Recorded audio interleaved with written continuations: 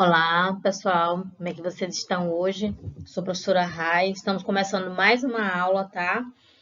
E nessa nossa aula de hoje, que é a nossa aula de arte, eu trago para vocês, inicio nossa aula com uma reflexão sobre uma frase, tá? Que eu escrevi. O meu desejo é que todos os nossos desejos sejam realidades em nossas vidas, até aqueles que desejamos aos outros. Esse é o meu desejo e é a frase que eu deixo com vocês hoje, tá bom? Então, nós vamos trabalhar com arte e dentro de arte nós vamos hoje abordar o eixo temático, a linguagem da arte e dança. Dentro da dança nós vamos trabalhar o eixo temático artes integrada, tá? Junto com dança. E pela fotografia que vocês estão vendo aí, vocês veem que é uma dança cultural, né, de um povo, de uma comunidade. E é justamente isso que nós iremos abordar durante toda essa quinzena, tá? Iremos passar aí uns 20 dias falando sobre cultura, sobre tradição, tá bom? Tradição e aprendizado. Essas danças que vão passando de uma geração para outra e as pessoas vão aprendendo através das experiências que vão sendo vividas, tá bom? Então, vamos lá para a nossa aula. Então, o que nós iremos ver neste bimestre?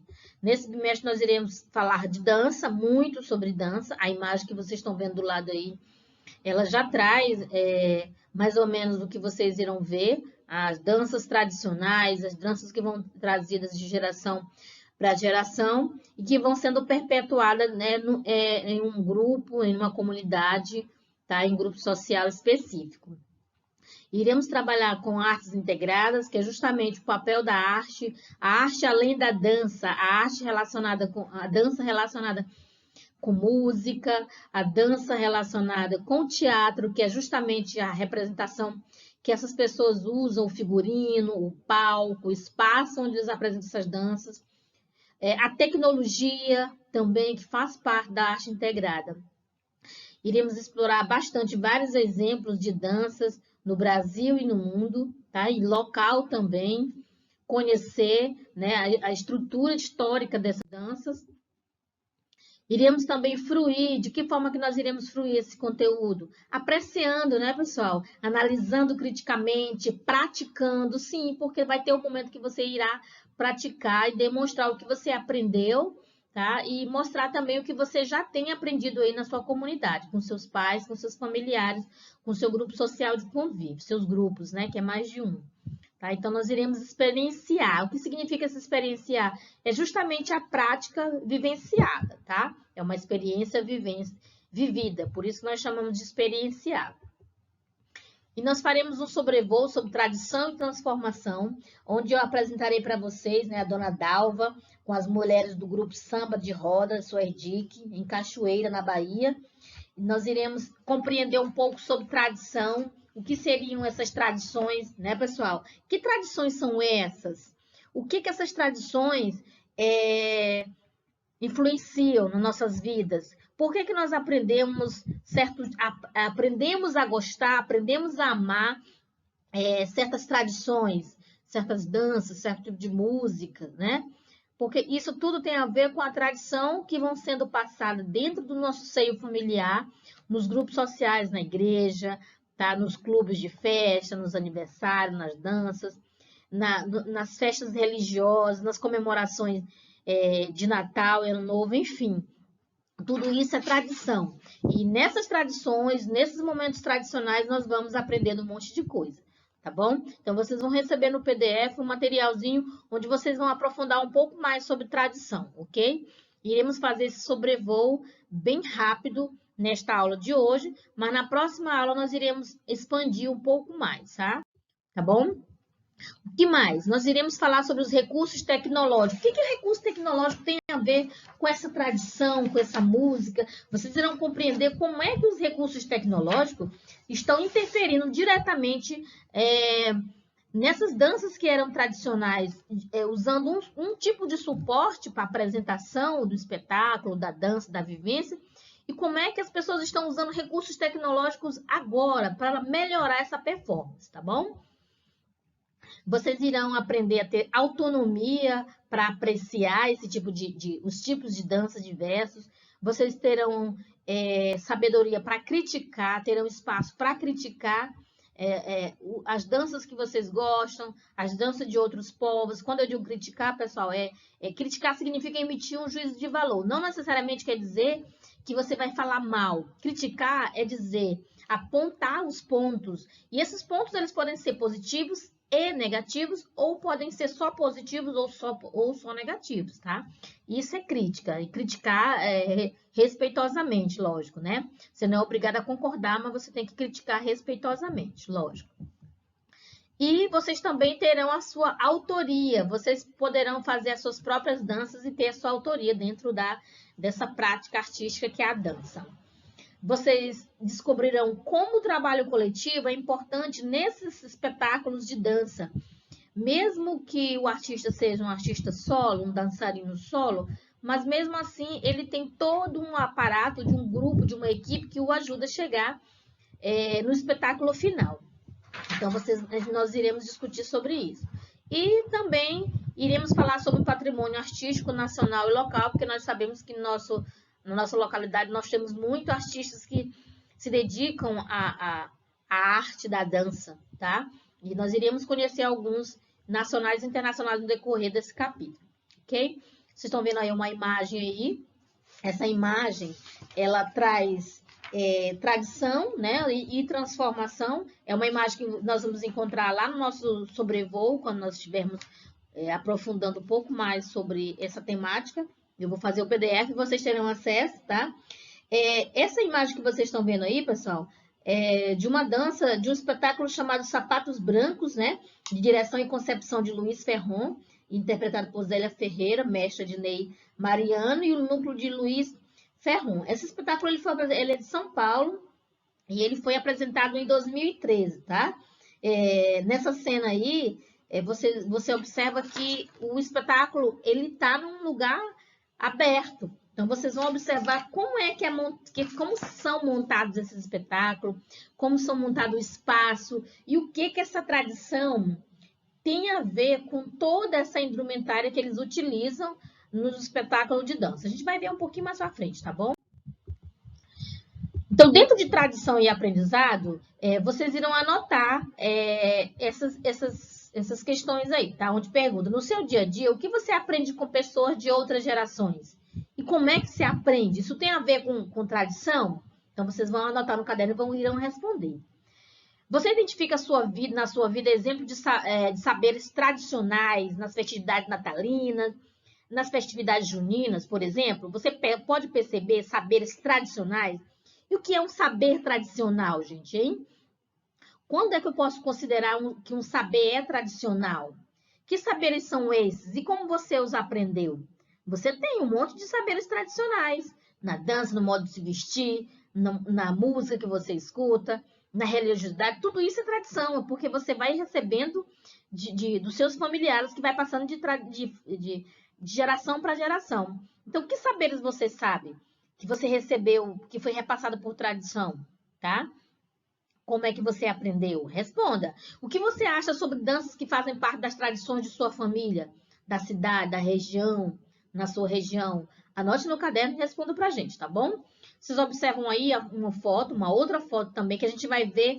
Essa foto a gente vai rever ela quando nós estivermos lá no ícone, no ponto foco na história, onde nós vamos desenterrar, né? Danças africanas e danças modernas, tá? Danças africanas e dança moderna. E nós vamos observar qual ligação que existe entre essa tradição das danças africanas e a dança moderna que nós temos hoje, tá? Nós vamos explorar essa temática nas próximas aulas, tá bom? Bem a fundo, ok? E agora nós vamos assistir um vídeo, tá? Onde é retratado uma história, tá? E nessa história, pessoal, preste atenção, ele traz memória e ancestralidade expressa no cotidiano contemporâneo. Vamos assistir? Vamos lá!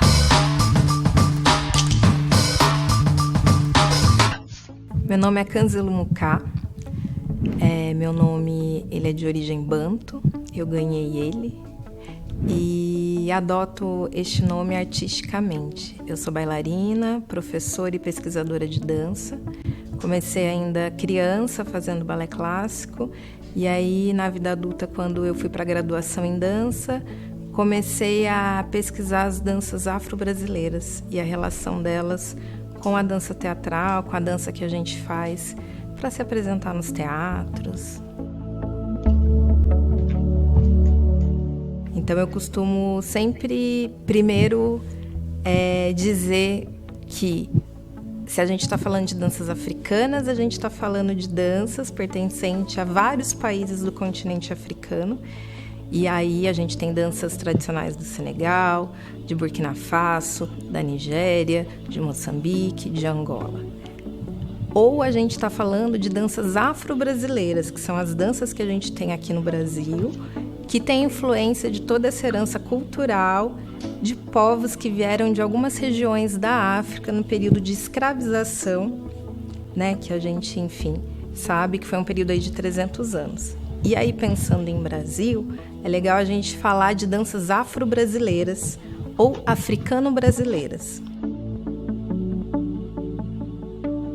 Então, tem muitas danças afro-brasileiras que a gente vai reconhecendo. A gente pode pegar o samba, o passinho, o funk, as danças de salão, como o samba rock, por exemplo, que algumas pessoas dançam ou não, é de origem africana. Quando a gente olha para o carnaval, que todo mundo pula, sai nas ruas, no Brasil, no carnaval, está muito presente as influências afro-brasileiras, né? A gente tem aí no Pernambuco os maracatus, né? Aqui em São Paulo, o samba novamente, mas o samba de escola de samba, né, que a gente vê as comissões de frente, a ala das baianas, os passistas, as passistas, os músicos tocando todos aqueles instrumentos, né? Nos bailes, a gente vê os grupos de hip hop, né? Todo mundo já viu alguém dançar, sei lá, um break, viu um b-boy, uma big girl. Tudo isso é uma influência da cultura africana nas nossas vidas. Toda essa herança africana que o Brasil possui, né? Ela, mais do que uma herança simplesmente, ela é uma das formadoras do que a gente é como brasileiro. Todo mundo come feijoada, todo mundo come pé de moleque, todo mundo come pipoca, todo mundo já ouviu samba ou já dançou samba, nem que fosse com o dedinho. As pessoas ouvem o hip hop, gostam ou não de rap, enfim. E quando a gente olha para o que a gente é como Brasil, a gente vai reconhecer aí a herança, as características de origem africana, assim como características de outros povos, como os povos indígenas e os povos ibéricos. Então, preservar, ou melhor, mais do que preservar, mas olhar para o que ainda está vivo, porque ainda tudo é muito vivo, então a gente tem que olhar para isso, né? Tentar lembrar de uma história, de qual é a origem dessas danças, dessas manifestações, e desse modo, essa memória ancestral ela vai estar sendo preservada e vai estar sendo, mais do que preservada, ela vai se manter viva, né? Para todos nós. A relação delas com a dança moderna começa, podemos dizer, pensando em Brasil, quando uma coreógrafa chamada Mercedes Batista, ela era bailarina clássica, teve muitas dificuldades em poder trabalhar dentro do Teatro Municipal do Rio de Janeiro por conta de alguns preconceitos que ela viveu. E aí ela conheceu uma coreógrafa americana que veio se apresentar no Brasil na década de 40, chamada Katharine Dunham, que pesquisava no Caribe e nos Estados Unidos danças das populações afro-caribenhas, afro-americanas. Ela olhava para essas danças e pegava alguns movimentos, o ritmo, e decidia criar um balé mais parecido com o que a gente tem uma ideia do que seja o balé clássico ou mesmo a dança moderna. E aí a Mercedes, pensando em Brasil, decide fazer isso aqui. Então ela vai pesquisar as danças tradicionais afro-brasileiras. E aí ela pega esses elementos que ela vê de movimento, de dança, e começa a criar um método, uma escola, um jeito de fazer digamos, um balé diferente do que a gente conhece de balé clássico e vai começar a chamar de dança moderna, porque a dança moderna é a maneira que um coreógrafo ou um bailarino tem de se expressar, dizer o que ele pensa. E com as danças afro-brasileiras foi por aí. Aí eu fui entendendo que todas aquelas danças que eu dançava com os amigos, na rua, nas festas, nas baladas, eu poderia utilizar elas de uma forma organizada, né? Pensar um treinamento pro corporal e aí com isso fazer um trabalho cênico, coreográfico, performático com isso. Eu fui construindo esse caminho de estudar mais a fundo. Eu me interesso pela dança dos orixás, pela história, então eu vou estudar, vou ver onde tem, vou ler sobre, vou praticar. Mas, como na dança moderna, eu pratico, eu aprendo aquela informação, mas também eu faço uma ponte com as outras informações que eu tenho, com a minha história de vida. E aí vou criando os trabalhos, as obras de arte, enfim.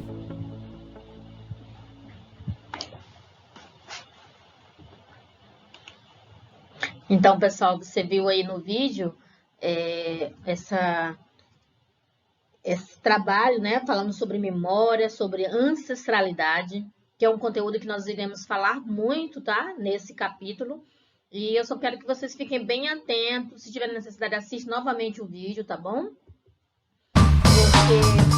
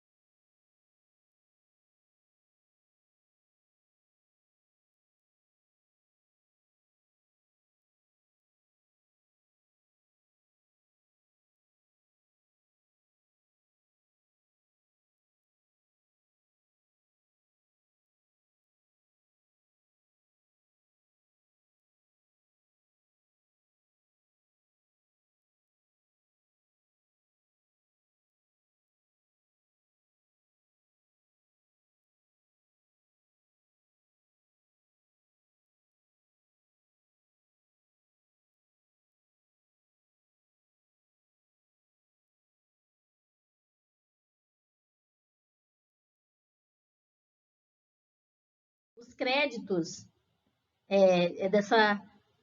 dessa mulher linda, né? Que traz todo a história explicando como é que acontece essa evolução e essa passagem, né? Da dança, dessas danças ancestrais de tradição de um povo para outro, né? Através da tradição. Então, vamos lá.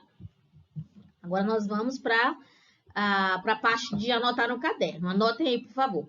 Você liste as danças de influência africana existentes no Brasil que você conhece. Eu coloquei que eles conhecem, mas é que você conheça, tá? Tem um errinho aí de digitação.